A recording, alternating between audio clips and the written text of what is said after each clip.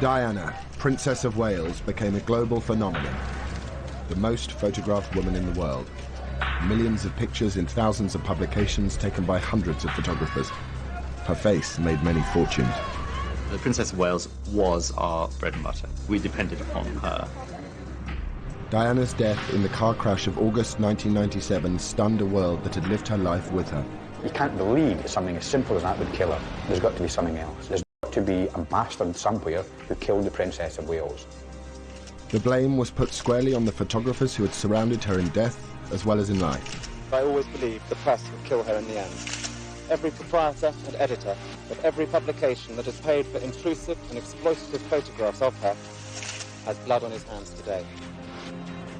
For 10 years, conspiracy theories, claims and counterclaims have obscured what happened in the tunnel. Did the photographers chase Diana to her death? Did they hinder the emergency services that they had not called because they were taking pictures? This is the story of the men arrested that night in the tunnel.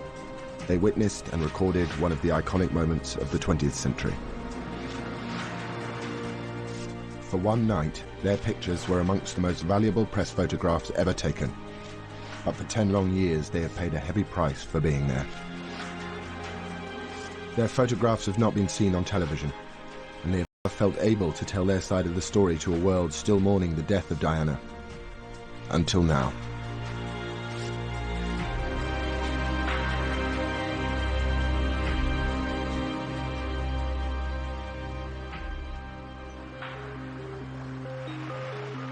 August sunshine on the French Riviera. Princess Diana was enjoying a holiday with her new man, Dodi Fayed. Their romance was the hot tabloid story of the year. Probably the biggest story that you could hope to have with a princess who is now divorced. We'd never had anything like it in tabloid newspapers before. And we had these photographs arriving on our desks each day. Diana was happy to grab the headlines by playing up to the cameras. Her new affair kept Charles and Camilla off the front pages.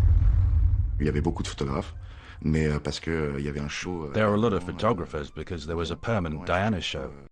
She usually tried to hide, but this time she gave and gave and gave, every day. Elle donnait tous les jours, quoi. Photographs of the lovers were netting big rewards for the lucky photographers who were giving their romance global coverage. It was a dream come true for a few guys. The money was flying everywhere, buckets loads of money. It was In Paris, dodging photographers. Someone tipped off the press that they were waiting for Dodi's father's hotel, the Ritz. On the right, everyone A large crowd of photographers and onlookers had gathered outside, captured here on a tourist's video. Wow, wow, wow. Guys, look at this. Someone's out there, very important. At 10 to 10, the couple arrived for dinner. Outside, waiting, were a mixed bunch of photojournalists, news photographers and celebrity paparazzi. Some were freelance, others worked for agencies that sold their pictures to newspapers and magazines. Amongst them was 28-year-old agency photographer Pierre Hounsfield. We thought they'd come out and that they wouldn't really try to hide away a great deal, since for the whole summer they'd given photo ops time and time again, so we thought, why would they hide away in Paris? Another photographer was 38-year-old Nicolas Arsov. He specialized in news and celebrity pictures. We knew something was happening. We knew that she was inside the hotel, and so we waited. 44-year-old Jacques Langevin was different from the others. He was one of France's most respected prize-winning photojournalists, used to trouble spots like Iraq and Rwanda.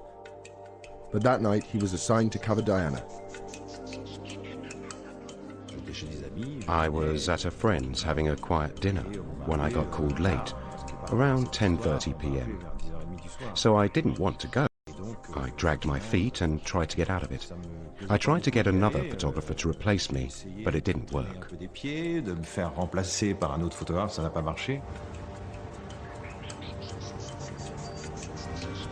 Langevin joined the press pack outside the Ritz. There he saw the hotel's acting head of security, Henri Paul, chatting to photographers. He wasn't discreet at all. For a security guard, his behavior was bizarre. he was like, oh, don't worry, they'll come out through the front, 10 minutes, 15 minutes, 20 minutes. You know, he came back 2-3 times, you know, and it was always changing. So we instantly felt, uh-oh, they are trying something here. He came out of the hotel very quickly, looking round, went back into the hotel, and came out looking round again. Why? I don't know. Suspecting something, Langevin and some of the other photographers decided to wait for Diana in the Rue Cambon at the back of the Ritz. At 12:20, they struck lucky. Diana and Dodi, accompanied by Henri Paul and one of Dodi's bodyguards, Trevor Rees-Jones, slipped out of the back door. Henri Paul went out followed by Dodi and Diana. Once they hid themselves a little bit, you know, in that classic way, they walked normally, but they were hiding a bit, like this. The photographers took pictures as the black Mercedes drove away at speed. In this picture, a camera flash illuminates Diana, who is sitting in the back right-hand seat.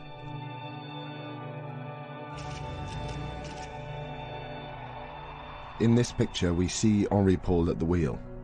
Trevor Rees-Jones is in the front passenger seat, raising his hand. Diana is in the back with her head down. Dodi is on her left, but not visible. This is one of the last photographs taken before the crash. I was happy. I'd taken pictures. I'd fulfilled my mission. So I didn't intend to follow them because I'd come by car, and I can't follow a car taking off like that. At the front of the Ritz, 2 decoy vehicles faked a departure, seen here in the tourist video. And here, caught on the hotel's security cameras. As they pulled away, some of the waiting photographers knew they'd been duped. When I realized that they had left, I felt, oh yeah, mistake, you know. But again, it's a mistake, but, you know, shit happens. Nicola Arsov also missed getting shots of Diana. I said to the colleagues that were with me, right, I've had enough. I'm not going. Other photographers did give chase, in cars and on motorbikes. Some nearly caught up with the Mercedes by the Place de la Concorde. At the lights, Henri Paul sped. He accelerated along the riverside, leaving the photographers behind. At 12:23, on August the 31st, 1997, he raced into the Alma Tunnel and into history.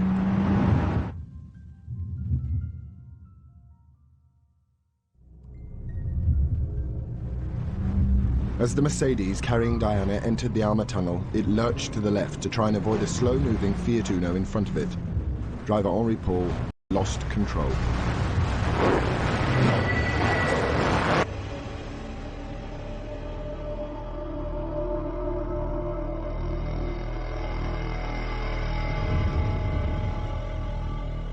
The car slammed into the 13th concrete pillar at 65 miles an hour. The force of the impact removed the front bumper.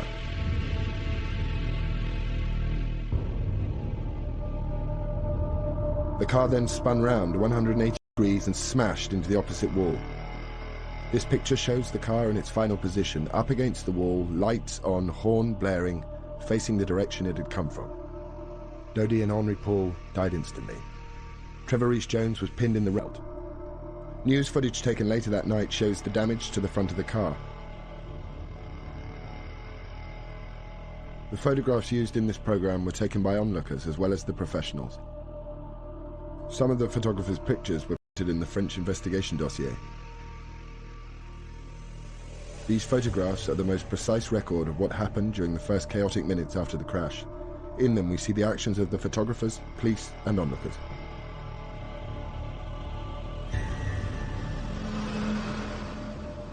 The first to arrive on the scene was 24-year-old photographer Romuald Ra and his driver. They were about 30 seconds or 600 meters behind the Mercedes. Ra had a diploma in first aid. He was the first to approach the car and open the rear door to see what he could do. J'ai eu un choc pendant quelques secondes. Je me suis un petit peu écarté de la voiture. I was in shock for a few moments. I backed off from the car, and then I came back and went towards the car so that I could open the door and see what I could do, and if I could give them some first aid. I saw the driver and Mr. Al-Fayed were dead, and I couldn't do anything. So I leaned over the princess to see if she was alive. I leaned over to try and take her pulse, and as I touched her, she moved and breathed a little bit. And I spoke to her in English. En anglais, je lui ai dit, I'm here, be cool, doctor will arrive. The emergency services were called by several people.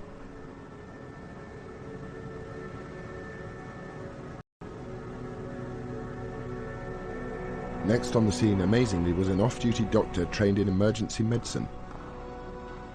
Dr. Frédéric Maillet was driving in the opposite direction with a friend, Marc Butt, when they saw the wreckage. Maillet quickly assessed the condition of the car's occupants. I remember the left back passenger was apparently dead. Didn't breathe, didn't react, didn't show any signs of life. There was the front passenger who was still alive, shouting, screaming, because he was severely injured on his face. So at least he has kind of consciousness, kind of blood pressure, so he was not extremely urgent. And the left passenger was a beautiful woman. She didn't have any blood on her face, but she was unconscious and her head was down like that and she had difficulty to breathe. So she needed some assistance very quickly. Dr. Maillet rushed back to his car to get his medical kit and oxygen. Only now did more of the photographers the car.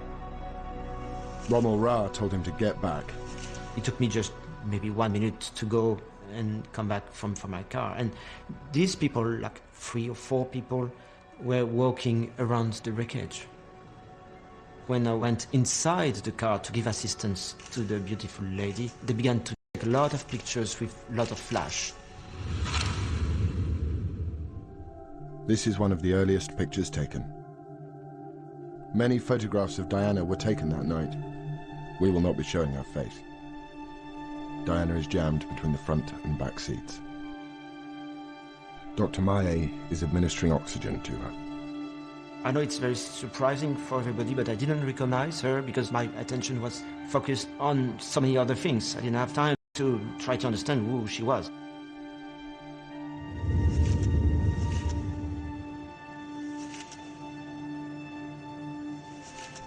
A night out for a group of students changed dramatically when they saw a lot of activity inside the Alma tunnel. Là, on a vu un photographe en scooter qui sortait du tunnel et il s'est arrêté à notre niveau. We saw a photographer on a scooter coming out of the tunnel. He stopped beside us. One of his colleagues was saying, "Come back, she's still alive." We started to wonder what was happening. We ran in and went to look at the crashed car. On est sorti de la voiture et on est allé voir directement au niveau de la voiture en fait, accidentée. One of the students, Damien Dolby, was a volunteer fireman trained in first aid. The picture showing Dr. Maillet treating Diana also shows Dolby at the front car door helping Trevor Rees-Jones, who is trapped in the wreckage with multiple injuries.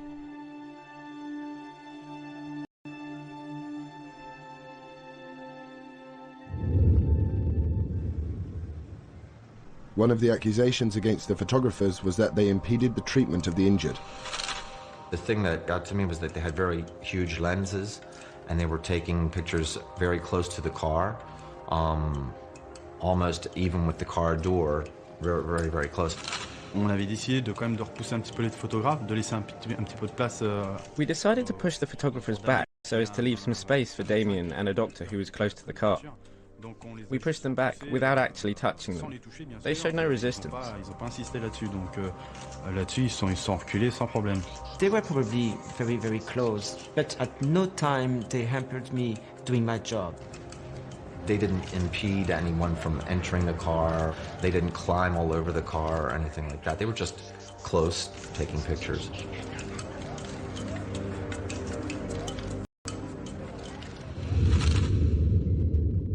This picture was probably in the car, a mixture for onlookers and photographers. From this angle, it does not appear that any photographers' vehicles are obstructing the tunnel. The damage to the left side of the car, where it hit the wall, is extensive. The exhaust has fallen off. Dr. Maillet and Damien Dolby are still attending to Diana and Trevor Rees-Jones. 2 policemen had arrived. One of them is keeping the photographers away from the car. It was a bit chaotic because you had the police trying to make a perimeter around the accident and trying to back the photographers up. You had one of the passers-by yelling at a photographer. Pushed away from the car, the photographers continued to take pictures. In this picture taken from a distance of about 15 feet, one of the policemen is looking into the rear of the car. They had recognized Princess Diana and called for backup. This picture was taken by an American tourist. In it, we can see a policeman controlling a couple of the photographers. The enormity of the event was beginning to register with many in the tunnel. One of the photographers, Fabrice Chasserie, called his boss for advice.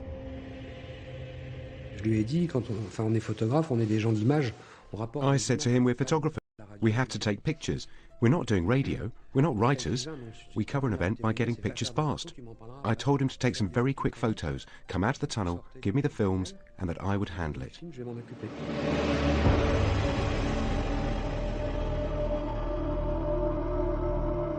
Nine minutes after the crash, a fire and rescue crew trained in emergency medicine arrived. At this point, Dr. Maillet handed over the care of Diana to them and left the tunnel. I thought that this beautiful woman who had a good chance to live, because I thought it was just a head injury. Diana's external injuries appeared slight. No one realized how serious her internal injuries were. In the picture, the fire crews are in the difficult process of extracting Diana and Trevor Rees-Jones from the car. Jacques Langevin, who'd got his shots of Diana at the Ritz, was on his way home when he saw the crashed Mercedes. I didn't make the connection between the car and the photographers. I was probably a bit slow.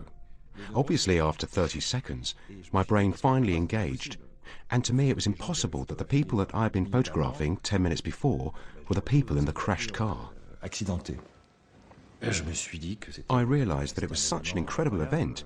I started to take pictures as well. Over. I was surprised. Why was he there?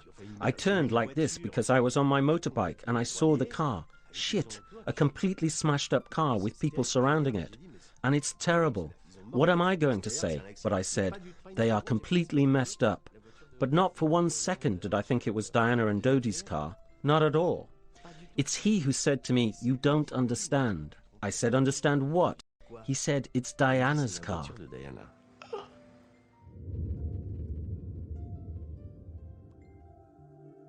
In one of the pictures taken at this time, we see the police effectively maintaining a perimeter.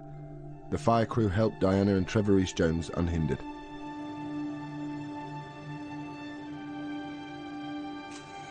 Approximately 17 minutes after the crash, an ambulance for Diana arrived. Because of the condition of the car and the nature of her injuries, it was some time before Diana could be transferred to it. Two photographers who'd missed Diana and Dodi at the Ritz heard of the crash and rushed to the tunnel. By the time they arrived, the riot police were there too. I ran down, I had the glimpse of the tunnel, a split second, and a riot policeman stopped me, insulted me. I don't remember which term, but I heard, names, and he threw me outside. Je faisais des photos d'ambiance de la scène. I was taking photos of the scene, and a little group of policemen asked me to stop taking photos. I did, and they asked me for my film. I really didn't want to give them my film. We had a rather terse discussion. I ended up opening the canister and taking out the film. That meant I didn't have the photos, but neither did they. But some of the photographers had got their films out of the tunnel. Pictures of the injured Diana would be worth hundreds of thousands of pounds. In North London, Ken Lennox, picture editor of The Sun, was woken by his ringing phone. It was an unusual telephone call. A slightly panicked French-speaking photographer said he had got photographs of Diana being involved in a car crash, and I could have them exclusively for the UK for £300,000. My heart jumped. I didn't waste time. I had to see these pictures, but in principle I'd said yes to buying them. A few miles Photographer and picture agent Lionel Chiraud was also woken with the news. I got a call from somebody in Paris who's got pictures of the accident. So I said, yes, please get hold of these pictures and arrange to have them wired. In Paris, the police chief, Philippe Massony, had sealed off the tunnel. À partir du moment où il est arrivé, on a été pris dans la nasse. From the off, back off. And then they told us to go to the end of the tunnel. D'aller au fond du tunnel. They said to us, you photographers, and put us against the wall, brought us our bags. Is this yours, or this one, or this one? And everyone had their photographer's bag at their feet. And there they searched us as well. Every policeman patted us down to see if we had hidden films. Martine Montet, head of the elite criminal brigade, had the photographers questioned. She quickly gave the order that they be held on suspicion of causing the accident. We didn't have any witnesses because it was the middle of the night. Very few people, well, no one saw what really happened. However, we quickly understood the paparazzi were behind and around the car, a bit like an escort. Stunned when I heard that. They'd gone mad, I thought. Me, I refused to sign that accusation. I thought it was ridiculous and stupid. We hadn't done anything. We had a press card. We were journalists, and here we were in a Paris police station. And we were completely naked, in front of all the police. Pistol. Diana had been in the car for 37 minutes, semi-conscious, before the emergency services could lift her out. As she was, she suffered a heart attack. It took 40 minutes to stabilize her before the ambulance could set off. Photographer Pierre Sue saw it come to a halt minutes later. You can, from there, see the entrance of the hospital. Virtually, you can see it. It's about 400-500 yards away. And the ambulance stops. So we go, uh-oh, something is getting worse. And it lasted for ages, a good 15 minutes. Yes, we understood that the situation was critical inside.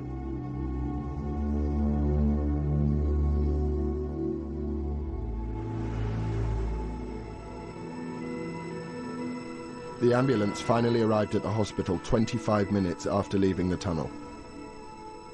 The British ambassador and French officials were waiting. She was lying on a stretcher, her blonde hair falling this way. Her face was very serene. She had a very untroubled face. She had bruises here. That is to say, she had bruises on her eyes, as if she'd been beaten up. Philippe Massony, the Paris chief of police, imposed a news blackout.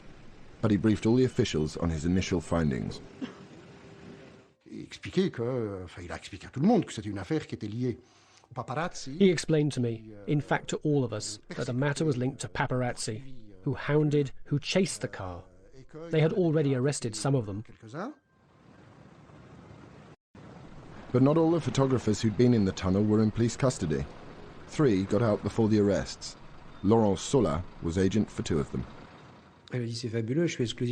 Oh yes, it was fantastic. I had the exclusive on the story. They'd all been arrested with the films, and everyone that had been together during the night and on all the jobs, with one blow, they were all gone. So that left me the only player in the game.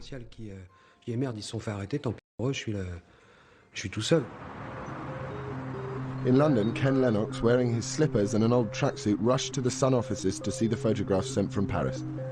I just ran through security, straight up to my electronic picture desk, opened it up, sat in front of it. The first picture jumped up.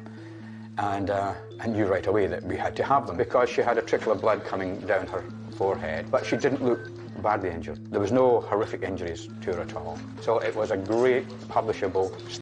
It was going to be absolutely sensational.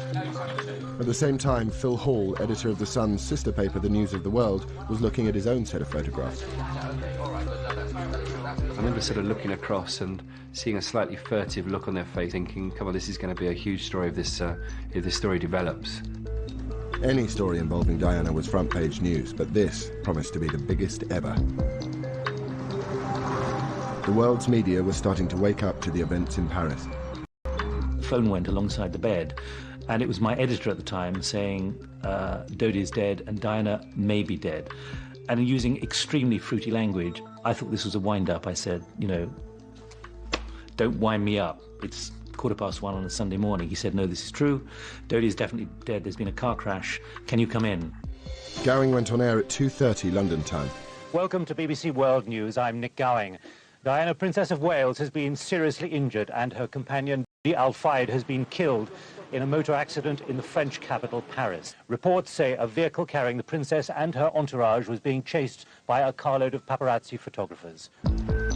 At News International, the mood rapidly changed from excitement to shock, as reports suggested the paparazzi were to blame. One of my first thoughts, and I remember saying it in the office, was that, gosh, if one of these photographers has caused this accident, we're all going to be in trouble. This could be the end of the free press as we know it, because there'll be a massive, massive backlash against us. I felt sick. I felt anxious about it all. I knew that my photographers would be in trouble on the streets, and it didn't look good. One of the few voices to challenge the report blaming the photographers for Diana's accident was James Whittaker. I'm now joined by James Whittaker, who is the royal correspondent for the Mirror newspaper. There's one thing with the paparazzi following, but the driver doesn't have to drive in such a way that an accident is then caused. What I did think was, how can these people just blame the photographers for doing it? They haven't got a clue what's going on. It wasn't the BBC who were making this judgment about paparazzi. It was already beginning to come out from a number of people. It's the damn paparazzi who were chasing the princess and caused the car to have this serious smash. Whilst who was to blame filled the airwaves, the photographs taken in the tunnel were fetching record-breaking prices. J'étais pratiquement à 1 million de francs. Il faut faire la conversion, mais c'est énorme. I was practically at 20 million francs. If you do the conversion, it was enormous. An example is that it was double that offered for the photos of Fergie and her charming finance man doing stuff to her feet. At The Sun, heated discussions were taking place about the pictures showing Diana in the crashed car. We looked at the photographs again. He said, what do you think? I said, well, if it doesn't get any worse, we can use these all over the place. If it does get worse and Diana dies, we can't use them anywhere. And he agreed. But it was like a convoy.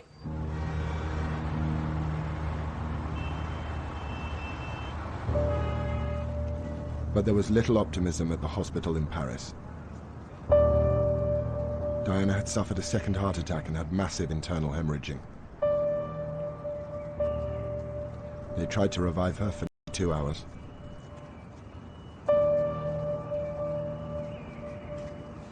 At 4 o'clock in the morning, the chief of police was informed by a doctor who came out and said, "It's over." The British ambassador fell apart. He cried and cried and cried like a child.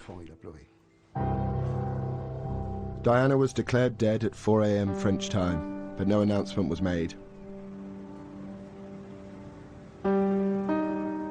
I got a phone call from the Paris-based photographer saying that he thought it was getting very serious. He had seen someone he recognised from the British Embassy. He thought a first secretary, coming out of a room, leaning against the wall and sliding down the wall. And he just assumed that he was the bearer of bad news. By 4:30-ish, we essentially knew that she was dead. But we had to be absolutely sure. We needed an official confirmation. At the moment, we have no further official news on the accident which has taken place in Paris this evening involving a car, involving Princess Diana, and the death of her companion, Dodi Al-Fayed. By now, 500 million people around the world were tuned into news channels watching the unfolding drama on TV. I had to hold my breath, metaphorically, realizing that something dreadful was about to be made public, and I would have to reflect that on air. Nearly 2 hours after Diana died, the truth was reported. Within the last few moments, the Press Association in Britain, citing unnamed British sources, has reported that Diana, Princess of Wales, has died. This is not yet confirmed by any official source. So an unconfirmed source from the Press Association is that Diana, Princess of Wales, has died. At this moment, the photographs of Diana suddenly became untouchable, priceless to worthless in moments. I couldn't profit from her death. I decided to stop the sale, tear up all the faxes, and tell everyone I was no longer selling the photos. They'd become, instead of being a great commodity to use with a slightly injured Princess of Wales in a car crash, it's a great story, to be something that you just couldn't envisage publishing in a national newspaper the next day for people to waken up and see these photographs.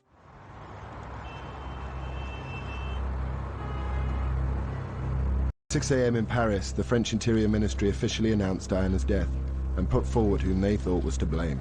S'étant lui-même rendu sur place, d'après les premiers éléments que nous avons recueillis, le véhicule dans lequel avait pris place la princesse était suivi par des journalistes qui tentaient de prendre des photographies. In Britain, people were shocked by the news that Princess Diana had been killed in a crash because the paparazzi had chased her car. It seemed everyone knew who to blame. People have been pointing fingers, angry fingers, at some of the photographers here. A bus driver leaned out of his cab and simply shouted at the not the media people here, "Leave her alone." Mohammed Al-Fayed's spokesman denounced the role of the photographers in the accident. Mr. Al-Fayed believes that this appalling tragedy would never have happened but for the attentions of these people who I suppose we shall have to call photographers. It was quite appalling what happened, and we're just coming to terms with that.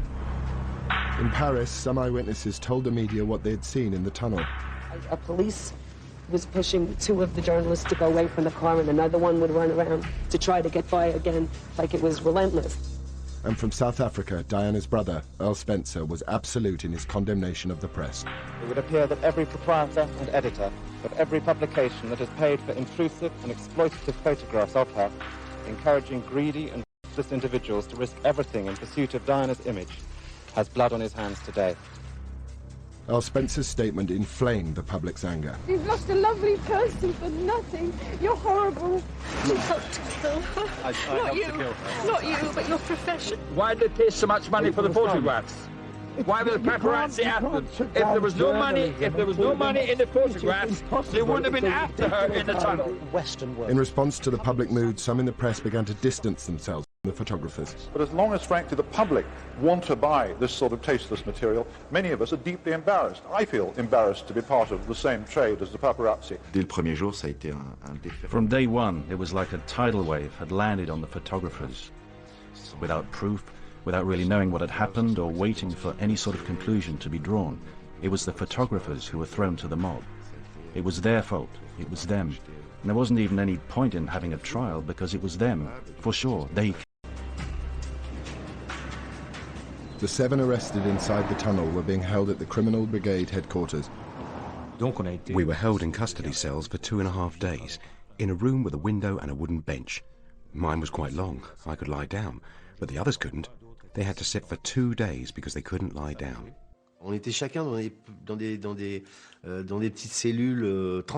Each of us was put in a transparent cell with a neon light above.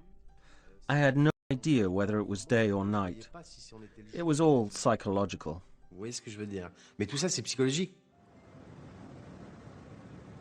The French authorities had 20 rolls with more than 80 pictures shot in the tunnel, but they wanted them all.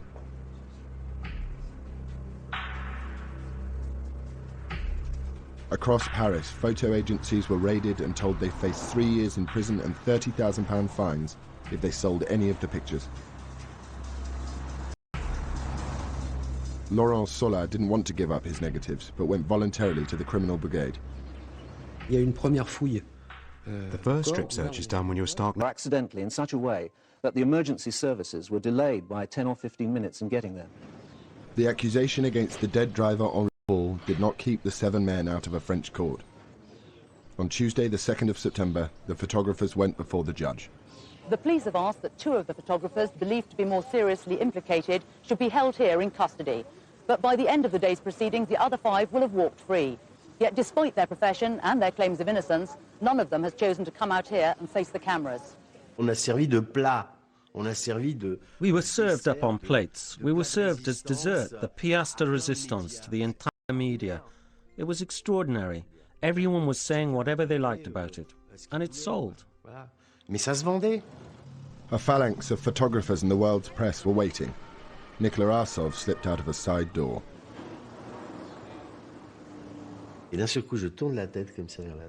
Suddenly I turned my head like this, and I saw hundreds of journalists. And then I carried on walking ahead of me without turning round. Then, on the other side of the Seine, Mr. Sieper, my boss, who was waiting for me in his car. And once I was in his car, I cried like a baby. Because you empty yourself. It's the tension, the pressure. You crack up. Ouais, vous craquez, quoi.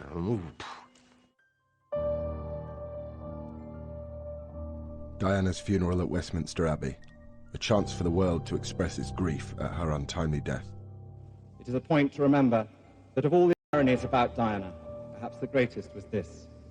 A girl given the name of the ancient goddess of hunting was, in the end, the most hunted person of the modern age. When Diana's brother spoke out against the media, the crowds were with him.